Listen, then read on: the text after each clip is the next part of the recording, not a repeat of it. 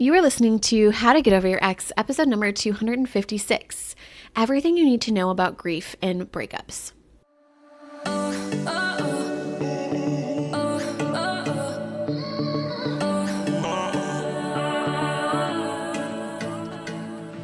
Welcome to How to Get Over Your Ex, a podcast on getting over your ex without it just taking time. I'm your host, breakup coach Dorothy. Let's turn your pain into power and your heartbreak into happy. Hello, beautiful brave hearts. I just did a deep dive workshop inside of the Get Over Your Ex program on grief, and it was so good that I feel like I wanted to share the whole thing with you here on the podcast. So consider this your Grief 101 class. And my VA, I love her, Ray, uploaded it as a video file. So you can actually watch the workshop as if you are one of my students on your phone.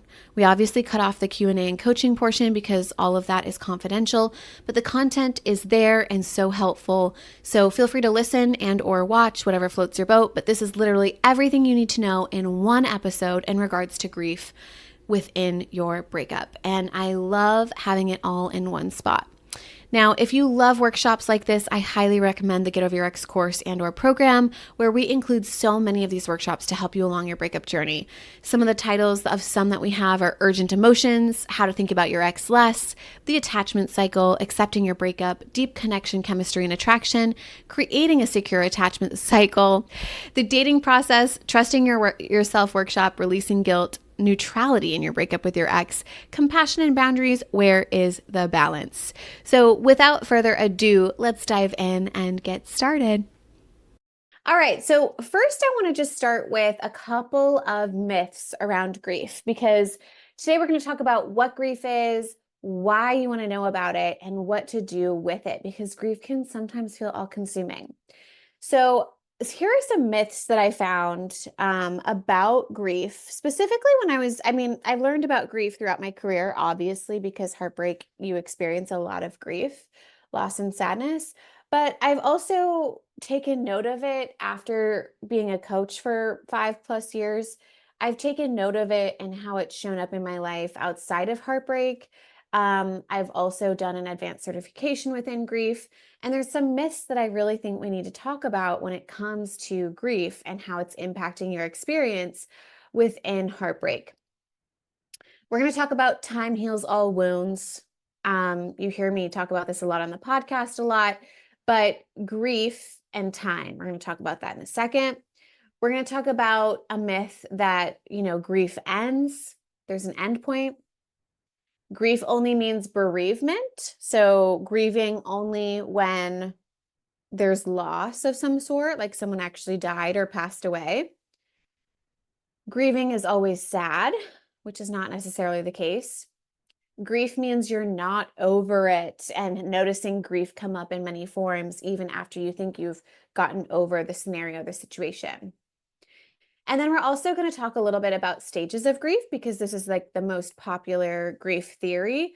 I want to talk about how, not how it works, but I want to talk about how it was formed, how those stages of grief were formed, and some myths that come up around those stages of grief. Okay. So time heals all wounds. It doesn't take time, right? It takes practice. Just like tennis players, if they were going to go to the Olympics, it doesn't really matter how much time passes between the day they start tennis and the day the Olympics arrives. It really matters the amount of practice that they have put in.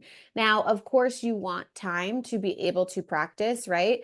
But someone who's practicing tennis 5 times a week is going to have a different skill level than someone who practices once a week or once every other week. We talk about this in terms of getting over your ex a lot, right? We do the decide, commit, and practice situation. And I think when it comes to wounds or healing of any type, whether there's grief involved or not, it doesn't really matter about time. It's really about the practice. Have we practiced the different practices that we talk about within the Get Over Your Ex program to be able to move through grief, to move through our emotions?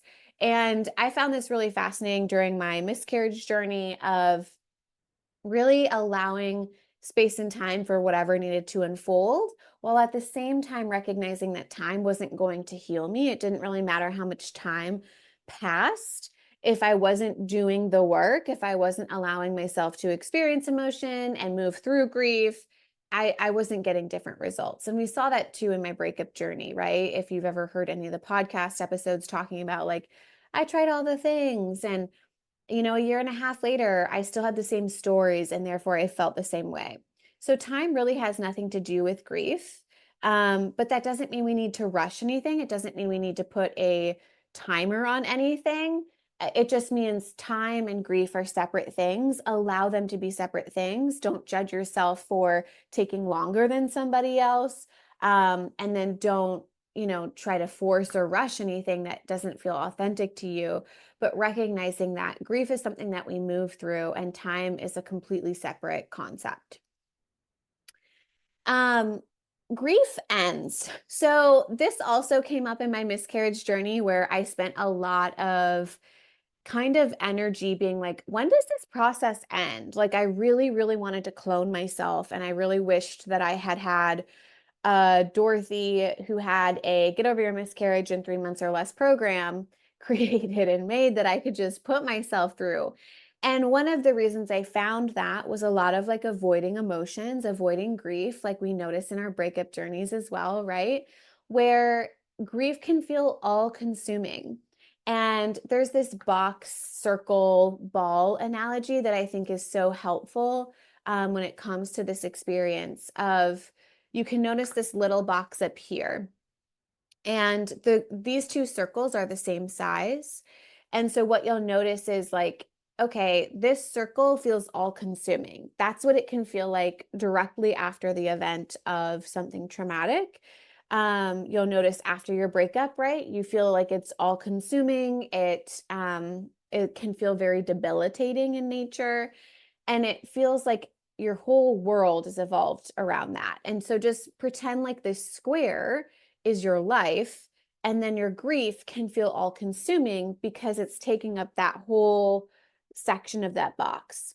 And what a lot of people who have made theories around grief talk about is that the grief doesn't shrink, the grief doesn't go away, the grief doesn't end, but the grief, you end up learning how to grow your life around the grief, meaning your box gets bigger. The more life you live, right? The bigger your box gets, the less all consuming that circle can feel, right?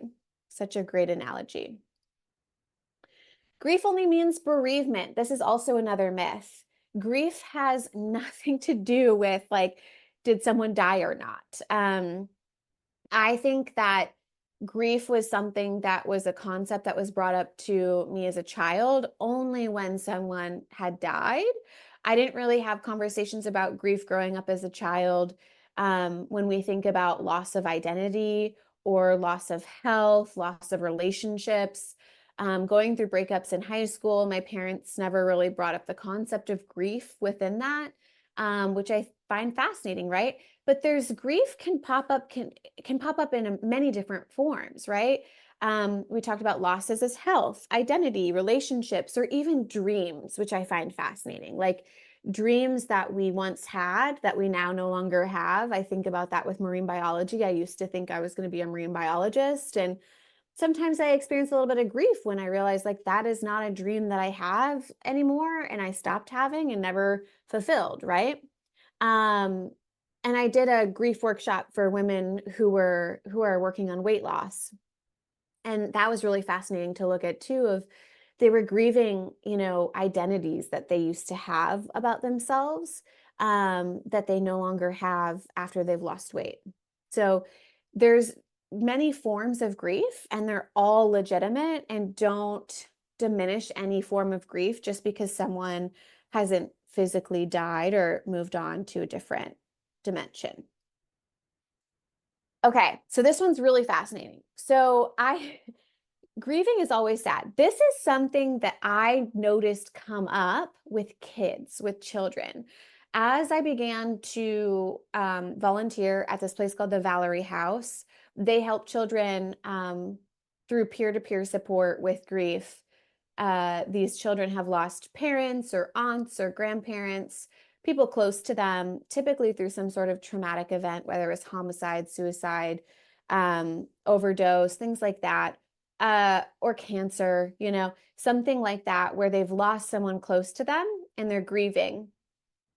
And what was so interesting is I think what kept a lot of children from coming regularly was typically this idea and this myth that grief is always sad.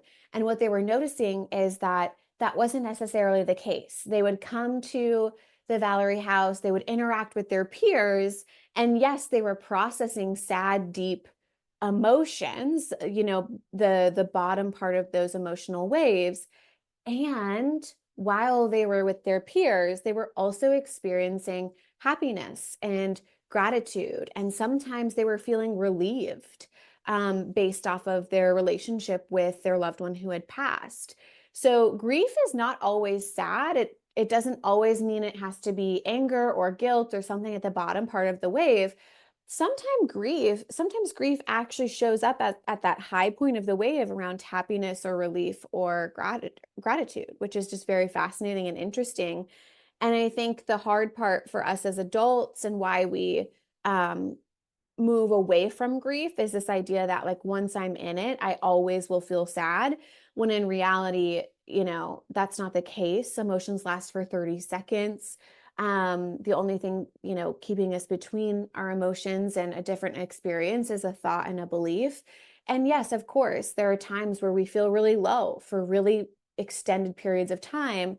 However, within those extended periods of time, we're not sad 100% of the time. We sleep and find relief. We see something and we find, just maybe this slightest second of relief, of calm or a different experience.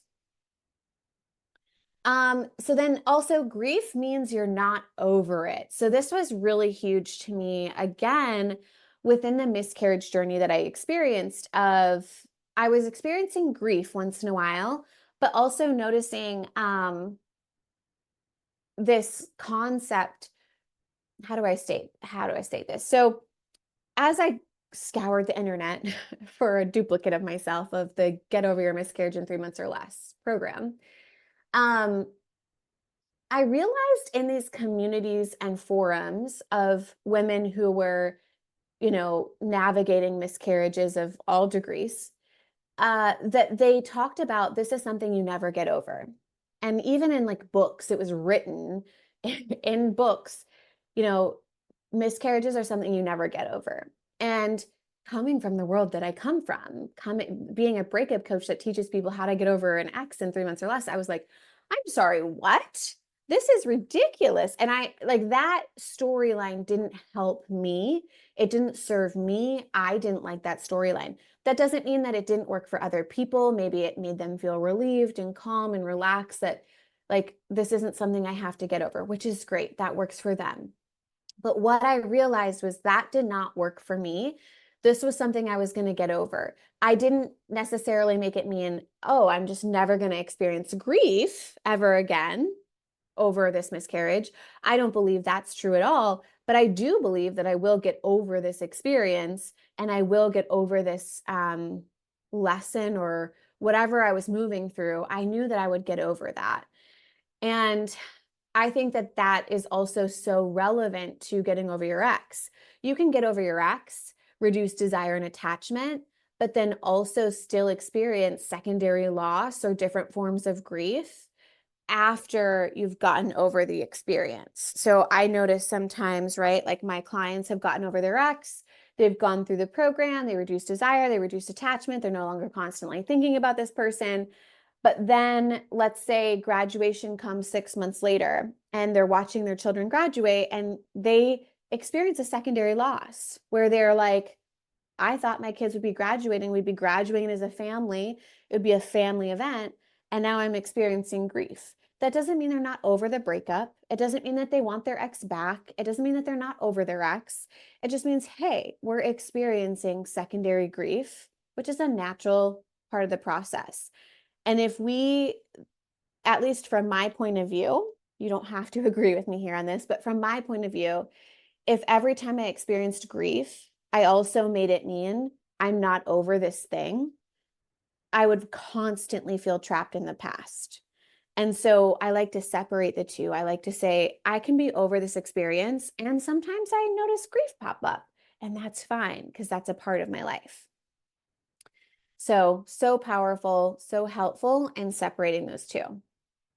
And I like to kind of say it as like grief is always is a part of the getting over your ex process, but it's not isolated to getting over your ex is not isolated to grief.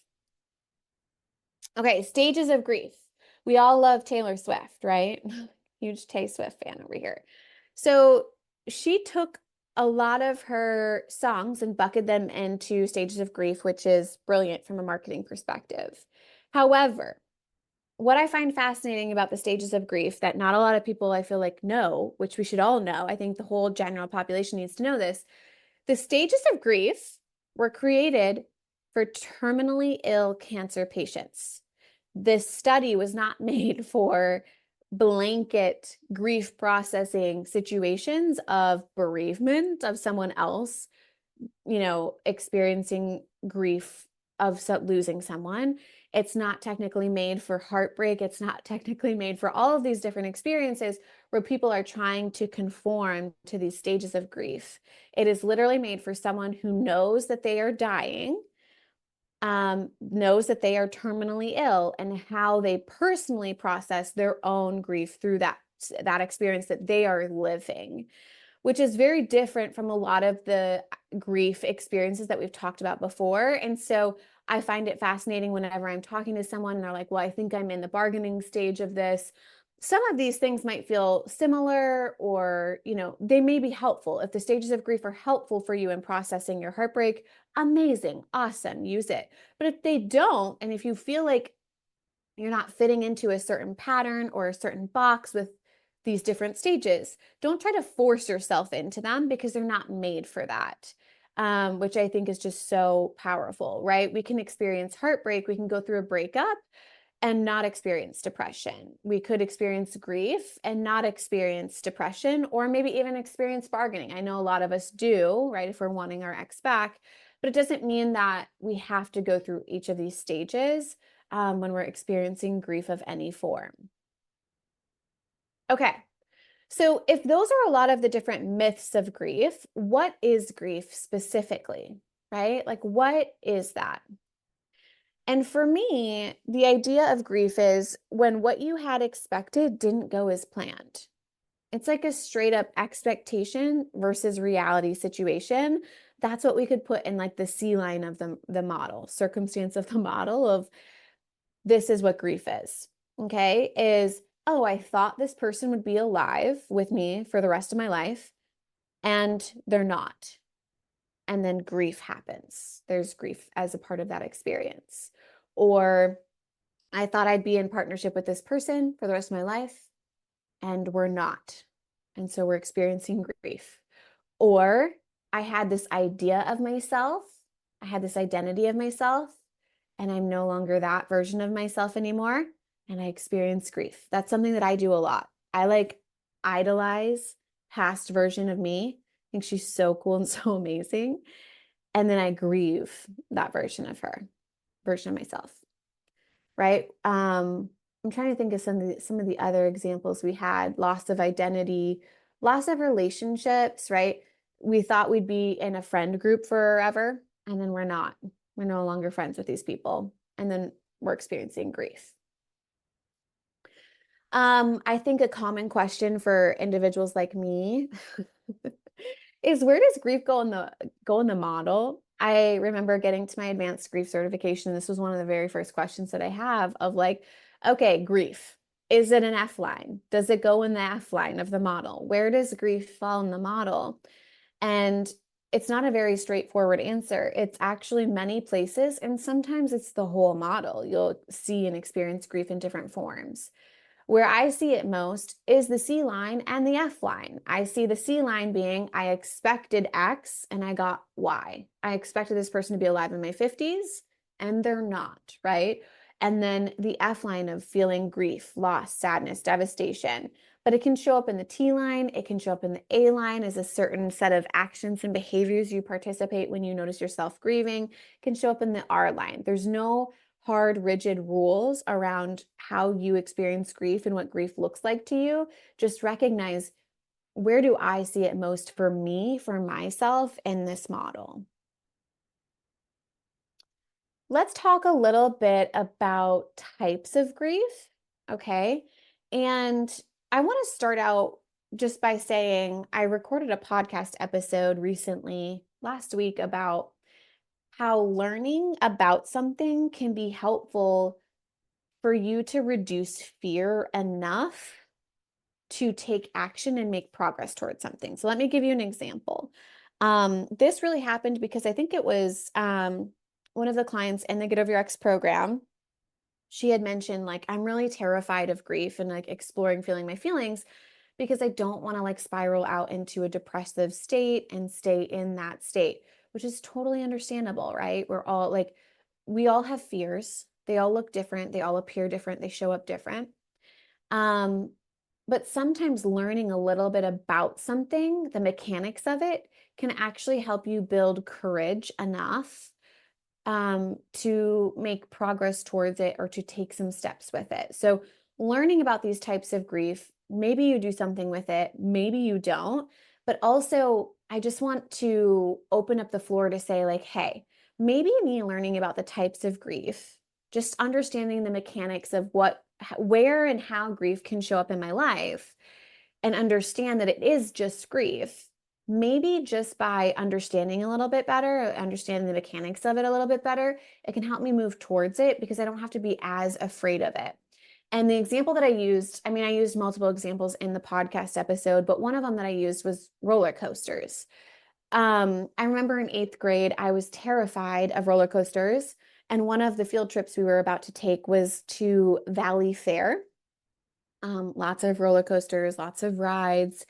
And I wasn't concerned about going on this field trip. I was like, I'll just be the one that doesn't go on the roller coasters. However, at the same time, we were taking a chemistry slash like science class where we were learning about like inertia and, the mechanics of why does it feel like you're falling on a roller coaster even though you're strapped into a machine, and like what's actually happening to your body. And it was so cool just learning, like, okay, it feels like my stomach is in my throat because, my body thinks I'm going in one direction, but I'm actually going in another. And it only feels that way. It doesn't mean that my stomach is actually in my throat. And learning that didn't mean that it took all of my fear away in roller coasters, but it took enough fear away for me to say, I might try the roller coaster one more time. I don't have to like it. I don't have to get on it and ride it 25 times, but I am actually going to just try the roller coaster now, having this information, knowing the mechanics of it, knowing what's going on. I can have a better understanding of what's happening when I'm in it and it's happening. And it was such a beautiful experience. And I remember getting on this roller coaster called the Wild Thing. And I rode it 25 times that day because I had so much fun once I realized what was happening. I didn't have to be scared of it. Now, of course, that's not everyone's experience, and that's not the experience I want to like push onto you.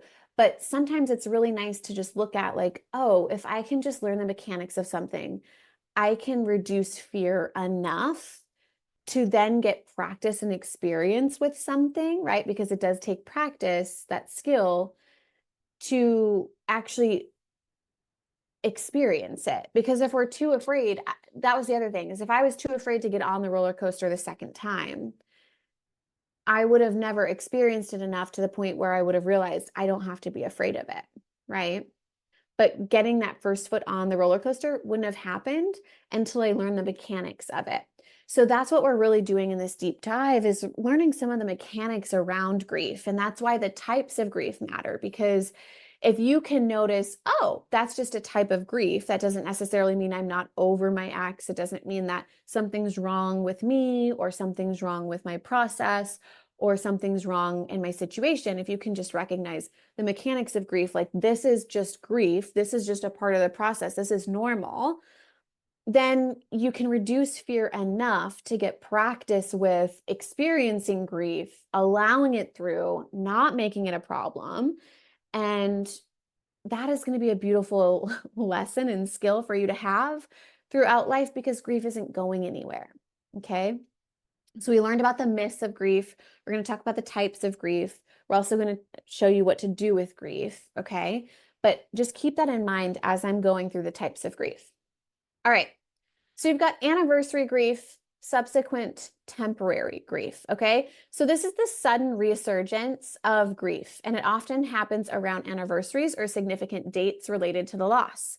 So for myself, I kept track of our anniversary dates. I kept track of the day he broke up with me, and I remember like marking that on a calendar and moving through that with the actual date of like, oh, it's been 1 month exactly. It's been 2 months exactly. It's been 3 months and 3 weeks and 3 days exactly, right? So notice if grief appears around specific times of the year or specific dates. Disenfranchised grief. So this is grief that's not acknowledged or socially supported. Okay, this one's hard. I know a lot of individuals who go through toxic or unhealthy relationships, and it's really that what I would say the grief that they experience is them coming out of a relationship that everyone else is like, why is this even hard for you? Like he was an asshole. This he didn't treat you well. Like you can get over this and you should be over this. That is disenfranchised grief. That is grief that is not being acknowledged by other people. It's not socially supported because they think it shouldn't exist, right? And sometimes this can happen with self-identity as well. Like, oh my gosh, this isn't a socially supported thing because everyone's like, yeah, but you became this awesome person. And that's how I felt, a year and a half after this big breakup of from the outside looking in, everyone's like, you're doing great.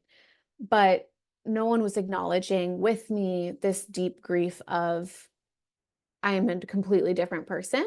And it didn't feel like something I chose. It felt like something that was forced upon me. We've got experiential grief. So grief related to the loss of experiences or life stages felt by those who believe they have missed out on key life experiences. So, right, this is grief where you're like, this was an experience I thought I was going to have, and I'm not getting it.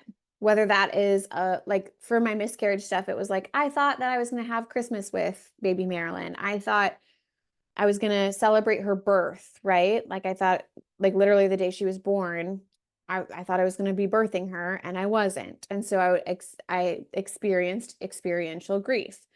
And this happens, of course, in breakups and divorces. Like we talked about the graduation thing. We thought, we'd be graduating as a family, and here we are, two separate families, and this just wasn't the way that I thought it was going to be. And it can be also projections of the future of like what we think we're going to be missing out on the future, right?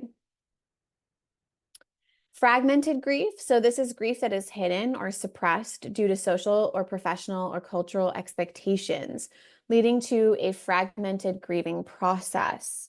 So this is important when we think about the stages of grief of like not following a specific order, not falling in all of these buckets. If your culture or your social circle doesn't really allow you the room to outwardly grieve, it can be difficult for you to know your own process and to move through that in a streamlined way. You can think about this in certain work environments or in certain friend circles, right? Some friend circles are like really great and they will like ask you about it and ask you questions and check in with you. Whereas other friend circles are like, I don't know how to handle this, so I'm not going to bring it up. I'm not going to say anything. If she wants to talk about it, she will. Incongruent grief. So this is grief that does not align with societal norms or expectations, leading to potential misunderstandings or a lack of support. Right. So this is very similar to the two that we just talked about, but it's really talking about, okay, there might be certain expectations on how you grieve, certain timeline expectations. And so if you're not grieving long enough and people think like, she hasn't done the correct work, or she's just glancing over this. We see this with one of my colleagues works with widowed moms.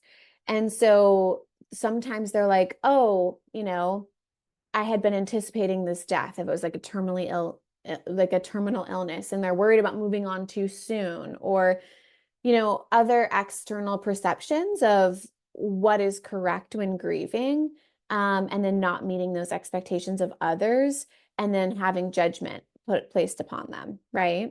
And feeling like there's supposed to be this weird timeline that everyone follows, but then some people think it's too long, some people think it's too short.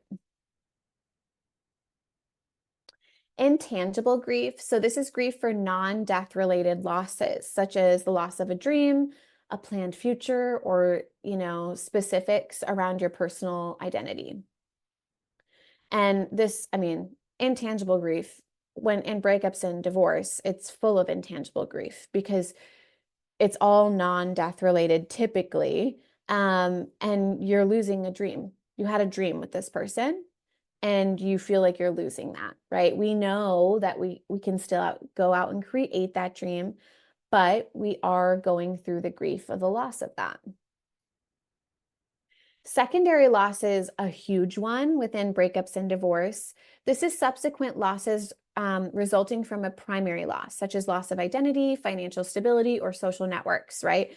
So we've talked about in breakups and divorce, the secondary loss of, future events like the graduation, or secondary loss of your financial stability. Perhaps your financial stability and your financial status was based off of your husband. And now that you're going through legal matters, maybe you don't get the alimony you thought you needed, your financial status changes, right? That is a secondary loss that you have to grieve and experience.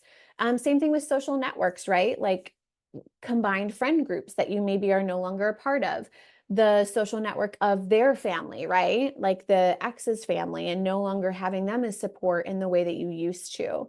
There's a lot of secondary loss that happens. And I even see it with, of course, children. And at the Valerie house, one of the primary secondary losses of seeing, if the mother died and they were used to being in the kitchen and the kids would come home and do homework and the cooking of the meals, but then the husband, after the mom dies, doesn't want to cook meals or be in the house because it reminds them of their dead spouse. Then they're no longer, the kids are experiencing secondary loss of the support system at home, the home cooked meals, the nutrition, things like that. So it can cascade and turn into a much bigger thing. And so just keep an eye on your own secondary loss around this of where else am I seeing grief pop up, even though it's not directly tied to the loss of this person, it's like a secondary piece, right? Situational grief. So this is grief triggered by significant life changes or situations that involve a sense of loss, but not necessarily death. Da, da, da. In walks breakup or divorce, right? Unacknowledged grief. So grief that is not recognized or acknowledged by others, leading to feelings of isolation and unsupported mourning. I think this is huge in corporate America. I just remember being in my corporate job, going through the traumatic breakup that I went through. And I remember like the day I came in and there was a morning I was supposed to give a presentation. And like there was I told my team what had happened. And they're like, okay, well, you still got to give this presentation. You still got to do this thing.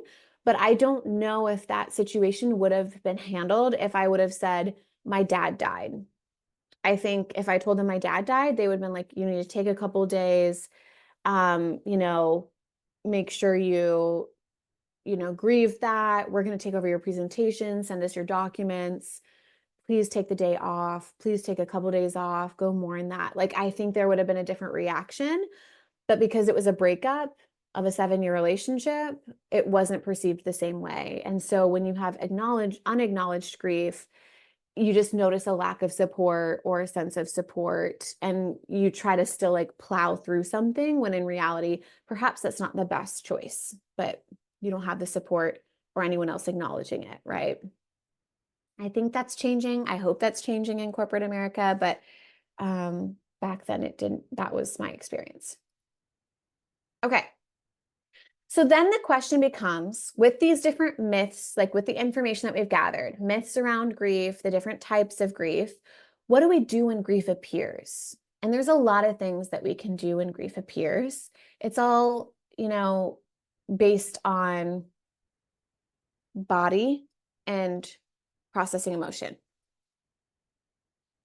First thing you can do is get coached. Find someone to hold space, who's trained, who's certified, whatever, that you feel safe with, that you feel comfortable with being coached by, and get coached. It's like one of the best ways to process and move through grief is being held and supported. These big emotional experiences are not meant to be self-regulated. They are meant to be co-regulated, and they're meant to be done together and not alone and not in isolation. Process through movement, right? And we talk about this a lot inside of the Get Over Your Ex program and course. There's all kinds of movement you can do, and accessing your inner voice to help guide you through those movements is super helpful. Do I need to shake? Do I need to laugh? Do I need to roll around? Do I need to jump? Do I need to run? Beating your chest, tapping, right? Which reminds EFT tapping. So allowing yourself to go through tapping videos of releasing grief. You can simply Google those, right? Find an EFT tapping person who's certified in that and book a session with them and allow yourself to move through grief in that way. Release writing. If this emotion could speak, what would it say? This is a combination of, right, journaling and allowing emotion through the physical body shift that you have when you do release writing. We've got emotional clearing with your inner voice, which we've got meditations on inside of the Get Over Your Ex program, as well as a bunch of call replays with Dana Evans, who is our emotional clearing expert. And this is really connecting to that inner being, that inner self, what I like to call my inner alien, to help bring me closer to and draw awareness to the emotions in my body. And you feel them, you feel a tightness or you feel a heaviness. And instead of moving away from them, and instead of trying to thought work your way around these different experiences, you move closer to them, you bring your awareness and your attention to them, and you don't thought work your way through them. You allow them and experience them, and you be with them. Body work is some of my favorite work, okay? This is like craniosacral, acupuncture, massage, facials, physical hands-on labor happening with you and your body, moving Reiki, moving energy pockets, moving this different energy in your body in ways that help you process and release the grief. It's not something that we like hold on to and noodle with and like just circulate within our body. We want to like move through it and release it. Being held or doing the holding, literally, this can be as simple as a hug, right? Allowing someone to hug you, allowing yourself to hug another person and hold someone and to not release until someone else releases first. Just being held can do so much chemically for your body and for your nervous system. Creating safety with bilateral work. So, a huge part of grief is feeling safe enough to acknowledge it, safe enough to see it, and safe enough to experience it. And a lot of us are scared of it, especially in adulthood, because we're afraid, oh my gosh, if I go into the grief, I'm going to stay here forever. But when we create safety in the body with bilateral work, it can really, really help you be like, okay, I'm safe, even though I'm experiencing grief, doesn't mean I'm in danger. And so bilateral work is really, I'll give you an example. It's, take a pen. It's noticing, it's helping your brain, your right side of the brain interact with your left side of the brain. So you can start even something like this, where you've got your arms out and you pass a pen in between your arms, between your hands like this. And as you do it, you'll notice a shift in your body, a feeling of calmness, safety, brings you to the present moment, really. Another good one is bilateral work of taking your right hand and brushing your hair behind your ear and using your hand going all the way down like that. You do it with the other side.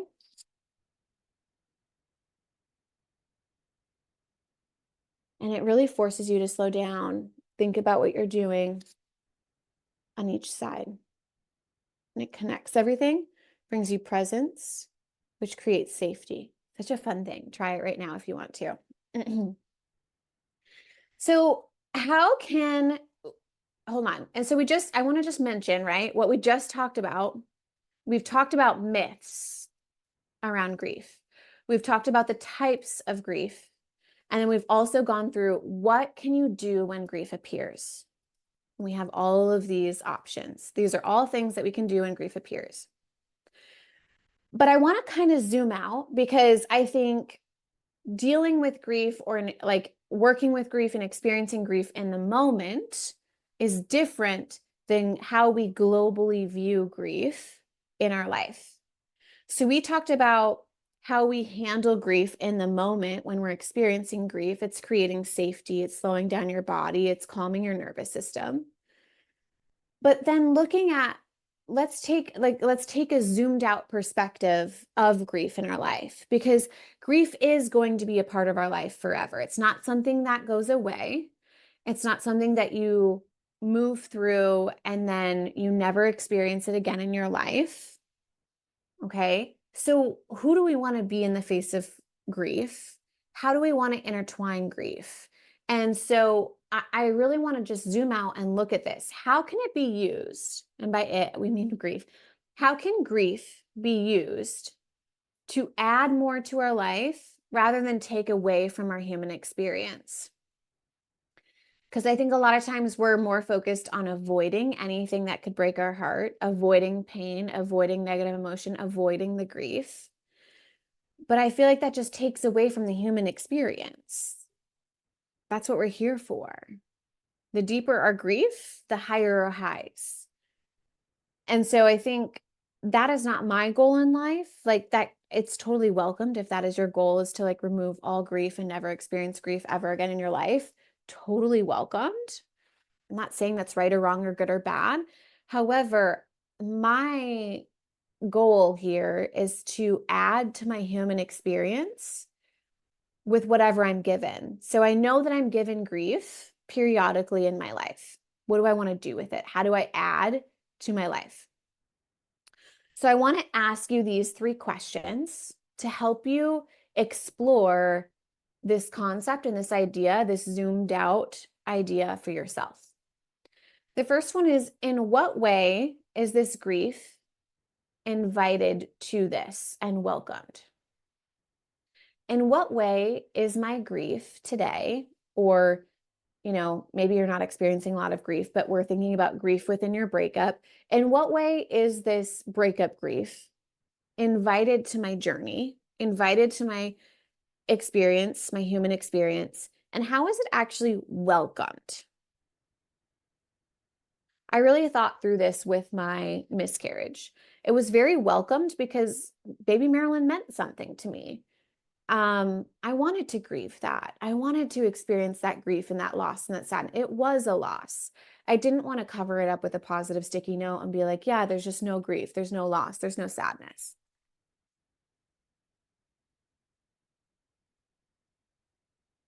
The second question is, if I knew I was writing, this is important. If I knew that saying this in first person, I was writing the story of my life. So for Julie, you're on the call right now, right? If I knew Julie was writing the story of Julie's life, how would this moment, this grief, this event be a pivotal point for the main character? How would this breakup, this divorce be a pivotal point for the main character? How would he or she use this to paint the picture of their ideal life? Like, really take a moment and imagine your life as a movie or as a book, whether you're a book person or movie person, right? Take a moment and imagine how the book would go without this pivotal moment. Isn't that kind of crazy? Like, I think about that for breakup coach Dorothy and the journey of that breakup, of if that breakup wouldn't have happened, of course, maybe there'd be other heartbreaks and stuff, but like that was a pivotal point of my life. That was such a pivotal point for the main character, and the story would not have been very good. Like it would have been, it's so much better with that pivotal point in it, with that breakup in it. It gave something to climb back onto. It gave a story of downs and ups and navigating and searching and experiencing. Like, I don't think I would have watched the movie if that stuff didn't happen, because there's no oomph in it. There was no struggle to learn to overcome, right? All right. And then the third question is, if this grief was a beauty mark, what shape would it be? What message would it leave? I like to think of it in tattoos, like what tattoo does this leave? What tattoo does this grief, say on me? Um, and for me, it's really like the breakup. I just remember being the beauty mark of this is always happening for me, not to me. What I thought was the biggest downfall of my life was actually the biggest gift. It gave me a career. It gave me a self-identity. It birthed a new version of myself that I didn't even know existed, that I'm so grateful I have. It gave me a life that's way better than the life that I was asking for. Like I was asking for and begging for and crying for a half-assed version life of me. And then I wasn't given it. And now, right, I'm so glad that I wasn't given that, because now I get to live a life that feels way more authentic to me. It's way more fun, and it's way more me than I could have ever even possibly tried to put together. Okay. So your homework is take time today to give any grief you may have to be seen for what it is and to implement one of the tools that we talked about. Whether that's if you're needing to handle grief in the moment or you want to zoom out and look at your grief as a whole, go ahead and do that. Of course, you don't have to. This is not required homework, but if I were to give you homework and next steps and how-tos, I'd love you to, not only just see what kind of grief it is, like was I leaning into any myth? Was I is there a type of grief that I haven't been acknowledging or now see a little bit differently based off of the types of grief? Is there a tool that I want to utilize to experience grief now? Or do I want to do the zoom out look of grief, and like, how do I want to implement grief to add more to my life instead of taking it away? If you're loving the How to Get Over Your Ex podcast and you want to learn how to get over your ex in 3 months or less to build a life better than the one you thought you had with your ex, I would like to personally invite you to my next group course where we take everything you've learned here on the podcast and apply it to your life. Come check it out at www.lifecoachdorothy.com.